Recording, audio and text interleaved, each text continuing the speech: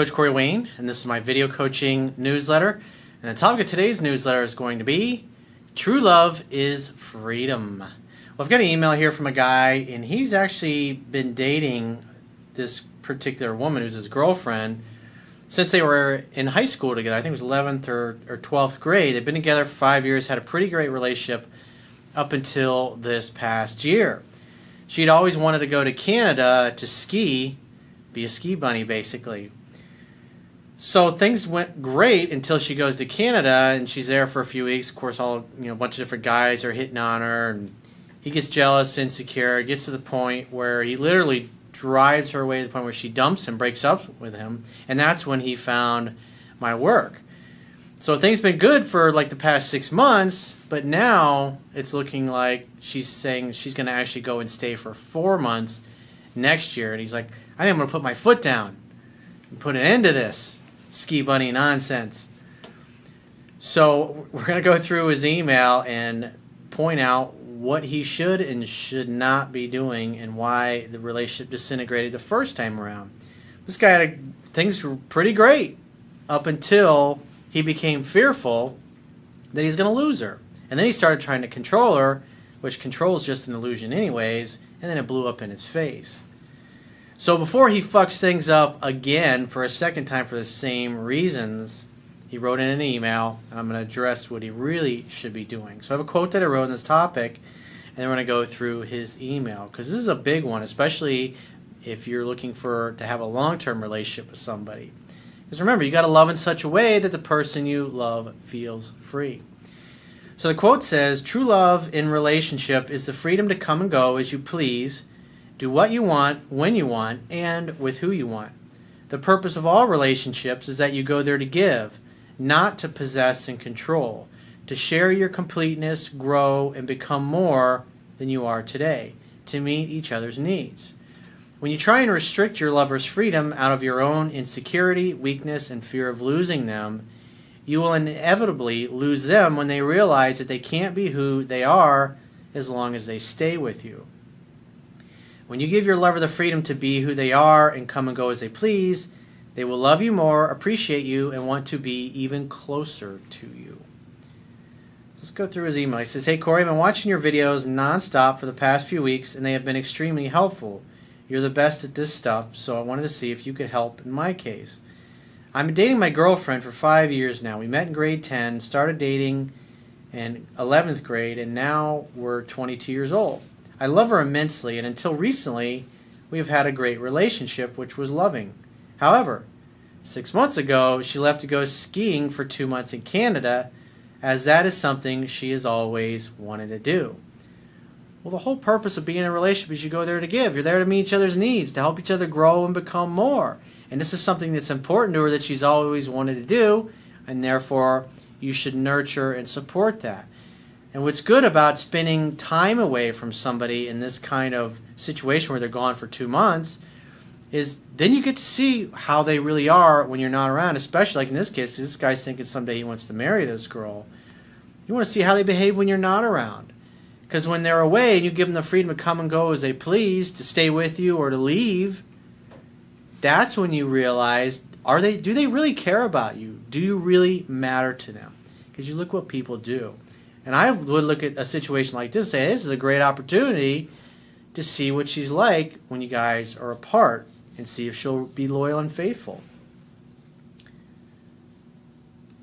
He says, before she left, she told me not to forget about her. We talked frequently while she was overseas. However, I began to get clingy and jealous when she told me on the phone about guys that would hit on her and the parties she was going to.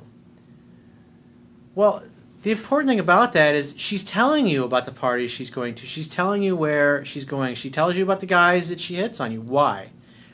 Because she respects you. And when a woman tells you about guys hitting on her, that means she cares about you and wants you to know that you're her number one and nothing is going on.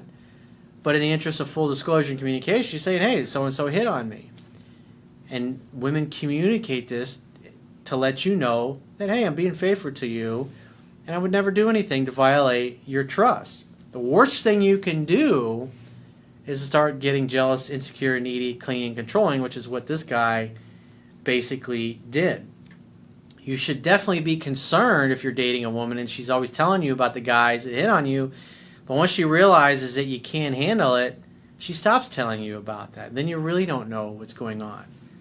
It's the same thing like with parents that try to control their kids and everything they do, thinking that's going to achieve something. I read a statistic the other day, and I retweeted something about it on Twitter the other day about how, I think it was like, after the age 11, it was amazing. It was like 80% or something like that of kids over. In other words, they start watching porn at like age 11, age 12, and parents think they're going to protect their children by not talking about sex because most parents are completely uncomfortable about it.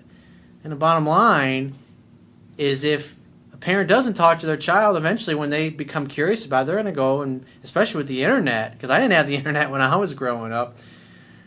When we'd get dirty magazines, we'd look at naked pictures, we'd see pornos, because usually somebody in the neighborhood's dad had a bunch of pornos. And so when the parents are away, especially like during the summer, they're working, we're hanging out at the house, latchkey kids, taking care of ourselves, and watching porn, because we're curious about it. We like girls. And it's like me, 11 years old, kids are watching porn. And the reason the kids don't talk about those things is because it's weird and it's awkward. The parents don't know how to talk about those things because more than likely the sexual relation between the mom and dad is kind of weird and awkward.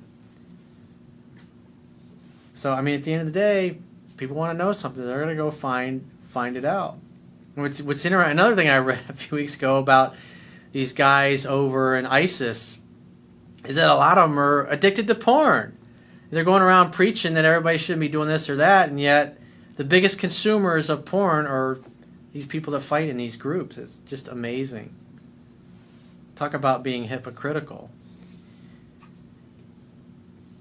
So he says, after he became needy and clingy and jealous when she told me on the phone about guys that would hit on her and the party she was going to, while I had to stay at the university and finish my master's degree. I really lost it when she told me she wanted to stay for 3 months, then 4, and then indefinitely because she was having so much fun. Well, if you love your girl, awesome. That's great. I'm happy you're happy. If she's there for that period of time, maybe you can get away for a weekend and go hang out or something. He says, I felt so abandoned and unappreciated because I missed her so much and ended up fighting until the relationship ended. What you really want to do is control her because you're afraid you're going to lose her to another dude. And that blew up in your face. Control is an illusion. The reality is you've got insecurities, fears, doubts. You've got your own issues and you're projecting them onto your girlfriend. In other words, you want her to modify her life and her behavior so you don't feel insecure. A relationship will never last long term when you behave that way. And obviously that's why she broke up with him. He says this was 1 month into the trip. So things have been great for 5 years, and she goes away for a month, says she's going to stay longer, and you think it's all about you. You should be happy for her. You should be happy that she's exploring something that she's always wanted to do. And if you love her and you care about her, you want to give her the freedom to come and go as she pleases and to do that. And if she really does care about you, she'll come back to you. Remember, whatever a woman feels when you interact with her is what she's going to associate with being with you. And so she went from you being the center of her universe to every time she talked to you, all you do is create drama and get pissed off at her. So what feelings do you think she's experiencing? Negative ones, not very good ones. She came home 3 months after we broke up, and we both had slept with other people. It was the first time for both of us sleeping with others outside of this relationship due to our age. We managed to patch things up and have been back together for another 6 months at this point, bringing our total time together to about 5 years. The problem is she wants to go back to Canada again next year for another 4 months. Well, maybe some of these other, I don't know if she slept, because you didn't mention that in your letter, maybe the guys that she slept with were either there in Canada or maybe she slept with other people when she got back to Europe, where you live. But the bottom line is if there are guys over there that she slept with and she goes over there, it's like you give her, now you get to see what is she like, because you're considering marrying this girl. You want to know if she's going to be a loyal girlfriend. And it's like you want to give her all the rope she needs to hang herself, metaphorically, with, will she be faithful or will she not? Will she be loyal or won't she? Because you want to know those things before you ever get to the point where you think about getting married, and you've been together since you were in high school, basically. So you don't know what you don't know. This is really the first opportunity that she's been away from you. She tells me this time will be different and we won't break up because I seem to have my shit together much more. And he says, thanks to your advice, but I can't help but feel history will repeat itself. You know what, dude? It's not a fucking thing you can do about it. You can be the best boyfriend in the world, be nurturing, supportive, give her all the freedom to come and go as she pleases. She can promise up, down, left, and right that she's going to be faithful, and then she goes over there and a few weeks later she's fucking a guy she used to hook up with when you guys are broken up this year. And if she does that, then you know you can't trust her. Then you know that really it's a great first relationship for you. But the bottom line is she's not a wife. She's not wife material. She's not somebody that's trustworthy. He says, because she said it was easy for her to forget about me when she was overseas having fun. Again, if you give her the space and the freedom to do that and you let her do 100% of the calling, texting, pursuing, you'll get to know what really happens. You'll get to know especially if you create a safe environment where she feels comfortable to say, hey, I'm sorry I slept with somebody the other night. Say, hey, no problem. Well, then let's just have an open relationship, because obviously I'm not going to marry you and I'm not going to be exclusive with you because loyalty doesn't mean anything. But we can be friends with benefits when you're around. Give me a call. But, I'm going to date other people. I want a wife. I want somebody that I can trust. And obviously you violated my trust at this point now, and so I'll never trust you again. Doesn't mean we can't be friends with benefits when you come back, but that's what you need to know. You need to know that information before you get married. Take it from a dude who's been through a divorce. Getting a divorce fucking sucks. I was only married for a year before I got the fuck out. But imagine being married for several years, having kids, your finances all intertwined. It's not a fucking pleasant process. And I don't recommend that anybody go through getting a divorce, because they fucking suck ass. And I made a promise to myself, if I ever decided to get married again, it would be because I was going to be with that one person the rest of my life. Because, again, it was such an emotionally painful and unpleasant and expensive experience. Even though we were only married a year, it cost me a shitload of money to get out of that. Because it's like, once you get attorneys involved, attorneys are there to stir shit up. That's how they make their money, is charge them by the hour. And you go get, like my ex-wife gave her attorney $4,000 or $5,000 retainer, and he was trying to spend all that money. He didn't want to have to give any of it back to her, so he's just writing letter after letter to my attorney, trying to stall and delay the process. And I eventually ended up contacting my ex-wife's father to tell him what was going on. I was like, because she wasn't really smart with money, my ex-wife, and I told her father about what was going on. He says, I appreciate you telling me that. My next phone call is going to be to the attorney. I was like, hey, we've already agreed to everything. This guy keeps writing letters saying she wants to fight. I'm like, we just had lunch last week, and she's totally cool with everything. I was like, I don't get this. He's sending me letters saying, she wants to go back to school, she wants alimony, she wants this, she wants that. It was a bunch of bullshit. He's just writing letters to my attorney, eating up her retainer, and then on top of that, my attorney's billing me for having to respond to this guy's letters that he was sending. I was like, this is fucking bullshit.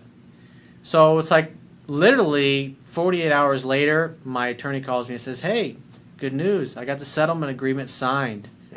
Now we can schedule the hearing and you can be officially divorced. I was like, thank God. And my ex-wife, she was just kind of clueless. She didn't really know what was going on. This guy, again, he was just trying to piss away all the rest of her money that she had given him for the retainer. And unfortunately, there's a lot of fucking scumbags out there. A lot of shitty attorneys. But bottom line is, when you need an attorney, it's nice the fact that you can find a good one. But there are a lot of shitty ones out there. So again, you got to think about that. It's not fun getting a divorce. You need to think these things through and see how your girl does when you're not around.